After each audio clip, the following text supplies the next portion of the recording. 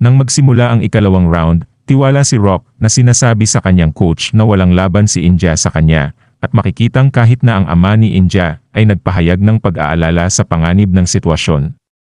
Muling nagpatuloy ang laban na may banggaan ng dalawang boksingero, at naramdaman ni Inja na nasasabik, napansin na ang kanyang pagsasanay ay nagbunga at ang kanyang mga galaw ay matagumpay laban kay Rock. Ginamit ni Inja ang kanyang bentahe sa bilis, naglunsad ng tuloy-tuloy na suntok habang mahusay na umiiwas sa mga counter ni Rock. Nagbigay ito sa kanya ng kalamangan, habang si Rock ay nagpatibay ng depensang tindig, na nagbigay daan kay Inja na isipin na siya ay nagkakaroon ng higit pang puntos at nasa landas siya patungo sa panalo. Nakatutok sa pagpapanatili ng liksi at pagpapahusay ng kanyang kawastuhan at bilis, nanatili si Inja sa ginagawa niyang ito. Samantala, makikitang tahimik na ngumiti ang coach ni Rock habang pinapanood ang laban, posibleng nagpapahiwatig ng isang estratehiya o tiwala sa kakayahan ni Rock sa kabila ng kasalukuyang daloy ng laban. Ang ama ni Inja, na balisa sa mga pangyayari, ay hinihimok si Inja na lutasin ang sitwasyon at umangkop kung kinakailangan. Samantala kitang-kita naman ang tuwa ni Coach Kim sa performance ni Inja, napansin na siya ay lumalampas sa mga inaasahan mula sa mga practice na laban. Sa una ay nag-alala siya sa pagkakaiba ng kanilang ranggo, ngayon ay naniniwala si Coach Kim na sila ay nangunguna sa laban at ang tagumpay ay abot kamay kung ipagpapatuloy ni Inja ang kanyang momentum. Gayunpaman, nang matapos ang round at pinuri ni Coach Kim si Inja sa kanyang performance, binalaan niya ito na huwag masyadong maging excited at mag-ingat sa posibleng decisive shot ni Rock, lalo na't malinaw ang pagkakaiba sa score. Sa puntong iyon, napansin ni Coach Kim na mukhang pagod si Inja, nagtataka dahil siniguro niya na sapat ang stamina training ni Inja para sa isang laban na nakabase sa bilis, na nagdulot ng sandaling pag-aalala habang naghahanda sila sa susunod na mangyayari.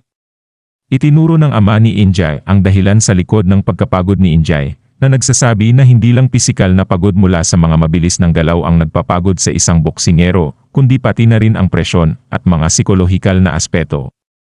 Ipinaliwanag niya na ang walang humpay na agresyon at patuloy na mga hook at uppercut sa isang laban ng infighter ay nagpapayanig sa komposisyon ng isang boksingero na nagreresulta sa mas malaking paggamit ng lakas sa bawat kilos.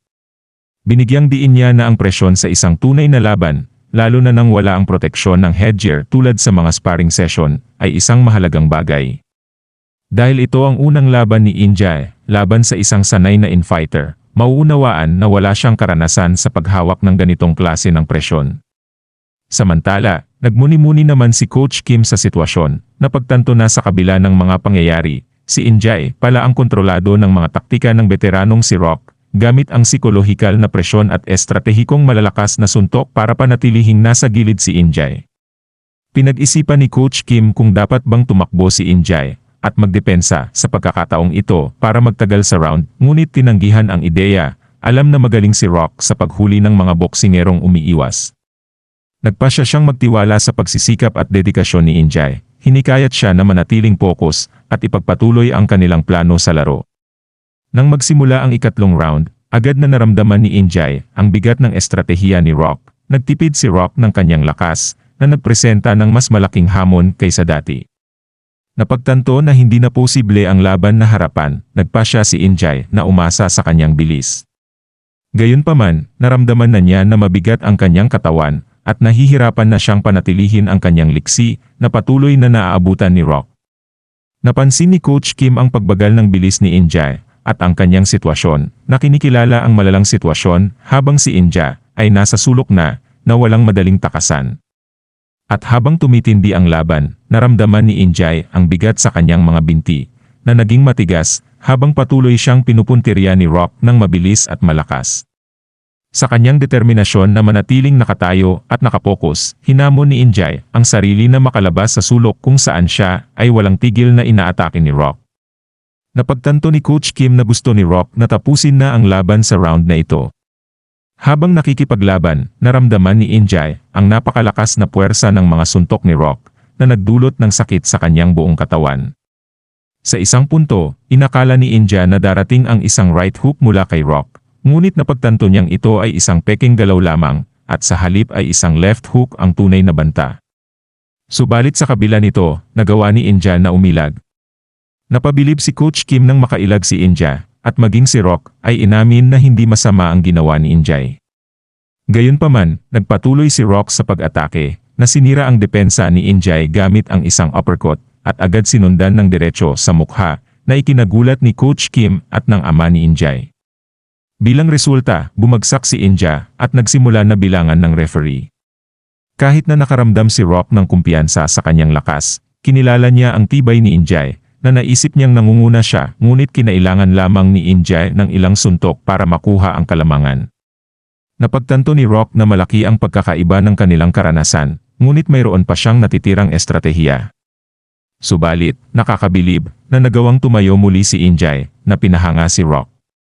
Sa pamamagitan ng paglalagay ng kanyang kamay sa pagitan ng kamao ni Rock at ng kanyang mukha, nabawasan ni Injay ang pinsala at ipinakita ang kahangahangang bilis ng reaksyon, na nagpapakita na siya ay may karanasan sa pagharap sa malakas na kalaban. At muling inanunsyo ng referee ang pag-umpisa ng laban. Isiniwalat naman ni Rock na mayroon siyang natatanging taktika na nakalaan sana para sa kampiyon, ngunit bilang paggalang kay Injay, nagpasya siyang gamitin ito sa labang ito. Naalala ni Inha ang payo ni Coach Kim na ang paggamit ng diretsong suntok para sa knockout ay halos obsesyon na para kay Rock. Kapag nakakita si Rock ng pagkakataon, susubukan niyang magpakawala ng ganitong suntok. Kaya ang dapat pag-ensayuhin ng husto ni Injay ay ang pag-ilag at pagtama ng liver shot. Subalit nang ilunsad ni Injay ang kanyang liver shot sa kasamaang palad, naharang ito ni Rock, na ikinagulat ni Coach Kim at ng ama ni Injay. Napagtanto ni Injay na sinadya ni Rock na maglunsad ng mahinang diretsyo suntok na inaasahan na ang lahat ng gagawin ni Injay.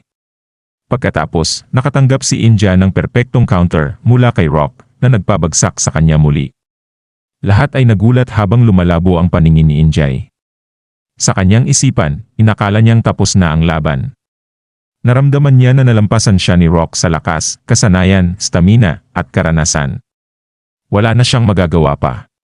Sa kabilang banda, iniisip ni Rock na matagal na mula nang siya ay magkaroon ng ganitong kagandang laban at pinasalamatan ang rookie na si Injay.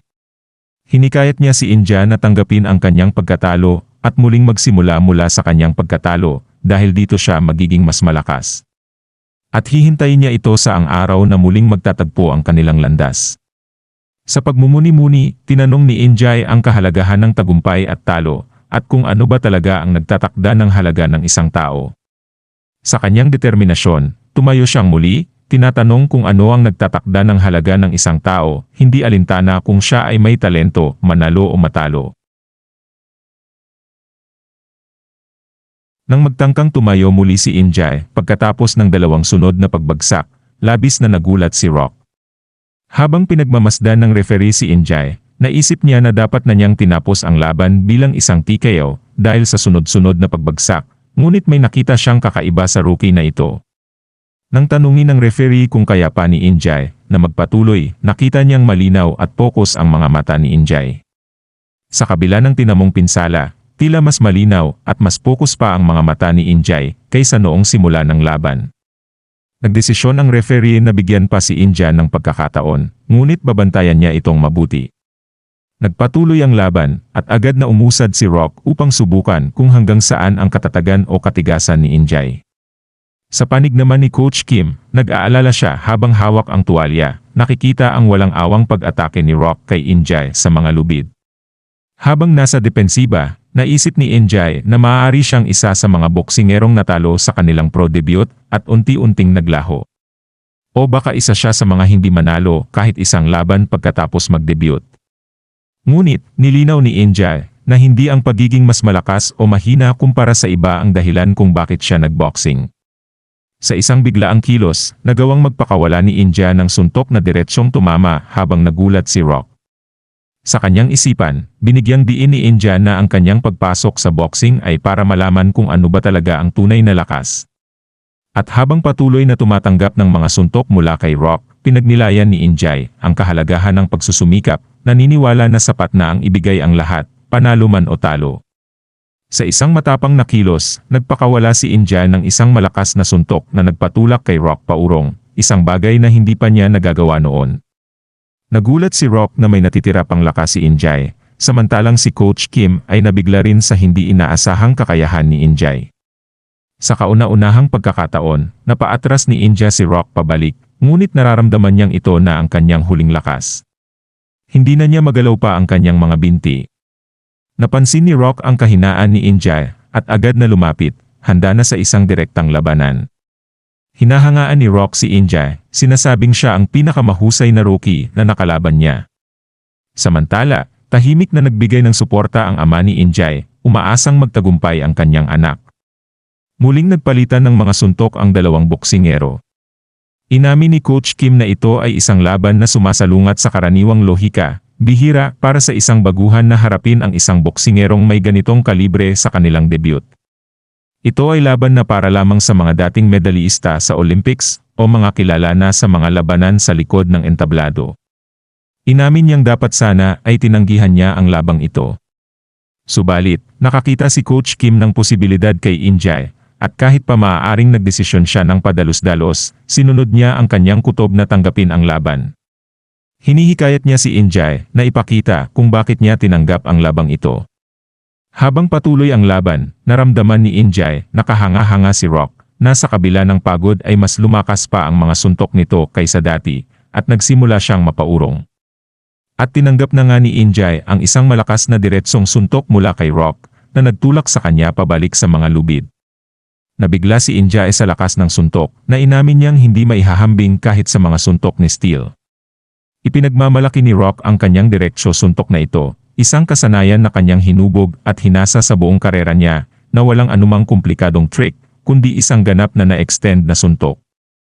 Sa pamamagitan ng laban, napagtanto ni Injay ang kahanga-hangang pagsusumikap ni Rock para maabot ang kanyang estilo na ito sa boxing. Nagsasalaysay ang bawat kilos ng kanilang mga naranasan, dugo, pawis, at mga luha. Ipinapakita nito ang kanilang pinagdaanan, at kung sino sila, na ipaalala kay Injay na higit pa sa panalo o pagkatalo, ang boxing ay talagang kahanga-hanga. Nang makita ni Injay ang paparating na pangalawang diretsyo ni Rock, alam niya na ito ay totoo, at hindi peking galaw lamang. Sa kabila ng kanyang pagnanais na umilag, ramdam ni Injay na hindi na sumusunod ang kanyang katawan. Subalit sa huling sandali, nagtagumpay siya sa pag-iwas sa suntok at nagtangka na gumanti ng suntok sa katawan ni Rock, ngunit hindi na niya magalaw ang kanyang katawan. Naisip niya na kung mas pinagbuti pa niya ang kanyang pagsasanay, baka nagawa niya itong tamaan. At sa huling sandali, habang handa na si Rock na magpakawala muli ng suntok, tinanggap na ni Injay na ito na ang kanyang hangganan at masaya siyang ibinigay ang lahat sa laban. Ngunit, sa pag-alala niya sa isang matinding suntok na natanggap niya mula kay Ryu, nagawang umilag ni Injay sa tamang oras sa dalawang suntok ni Rock, na ikinagulat ni na Coach Kim at ng kanyang ama.